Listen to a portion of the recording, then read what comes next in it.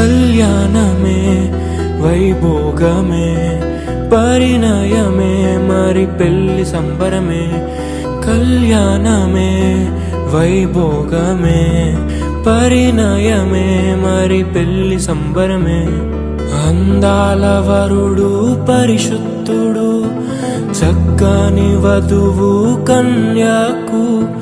అందాల వరుడు పరిశుద్ధుడు చక్కని వధువు కన్యాకు. జరిగే పరిశుద్ధ వివాహమే పెరిగే నిరంతర సంతోషమే. జరిగే